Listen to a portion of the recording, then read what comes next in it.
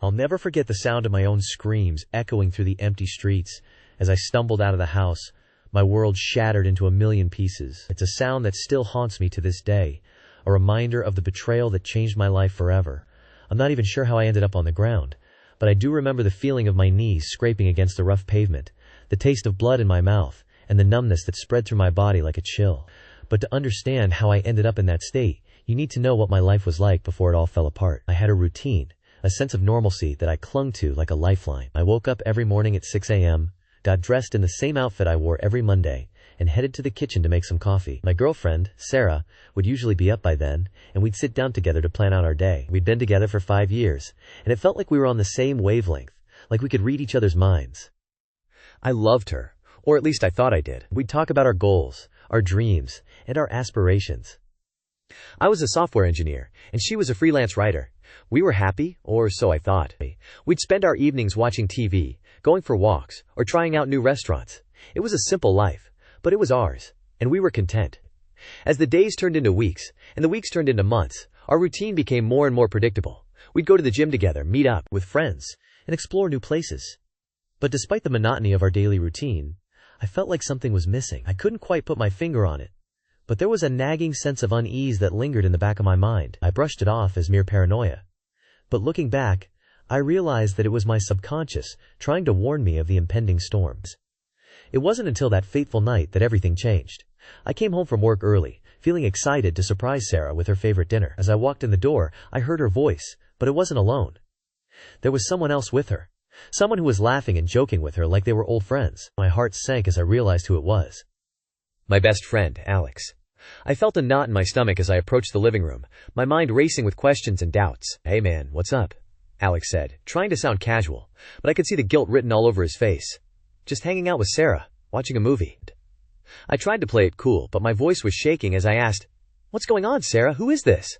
She looked up at me, a mixture of fear and guilt in her eyes, and said, "We need to talk." And then it hit me, like a ton of bricks. "You're cheating on me, aren't you?" I said, my voice barely above a whisper. The room fell silent, and all I could hear was the sound of my own heart breaking. As I delved deeper into the world of corporate finance, I began to notice a peculiar trend. My former employer, the one that had so callously discarded me, had a rather intriguing fiscal policy. They had a tendency to overextend themselves, taking on massive projects with razor-thin margins, all in the pursuit of growth and expansion. It was a house of cards, waiting to be toppled by the slightest gust of wind.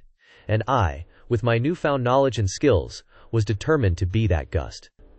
I spent countless hours poring over financial reports, analyzing market trends, and studying the company's internal dynamics. I discovered that they had a significant amount of debt, much of which was tied to a single, massive project that was already showing signs of trouble. The project, a sprawling development complex, was hemorrhaging money, and the company was struggling to keep up with the payments. It was a ticking time bomb, and I knew that with the right push, it could bring the entire company crashing down.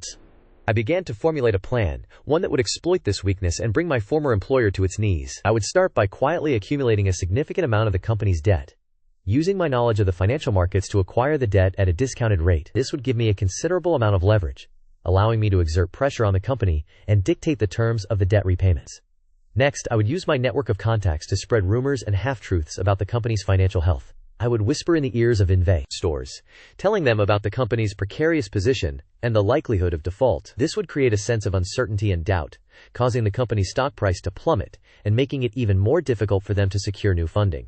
As the company struggled to stay afloat, I would offer to buy out their debt, but at a significantly reduced rate. This would give them a temporary reprieve, but it would also give me an even greater amount of control over their finances. I would be the one holding the purse strings, and they would be at my mercy.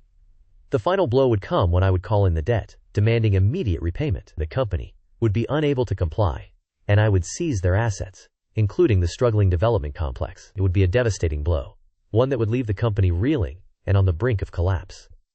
It was a beautiful plan, one that would bring my former employer to its knees and give me the revenge I so desperately sought. I would be the one pulling the strings, and they would be nothing more than pawns in my game of corporate chess. I began to execute my plan, slowly and methodically. I started by acquiring a small amount of the company's debt, using my knowledge of the financial markets to get a good price. I then started to spread rumors and half-truths about the company's financial health, using my network of contacts to get the word out.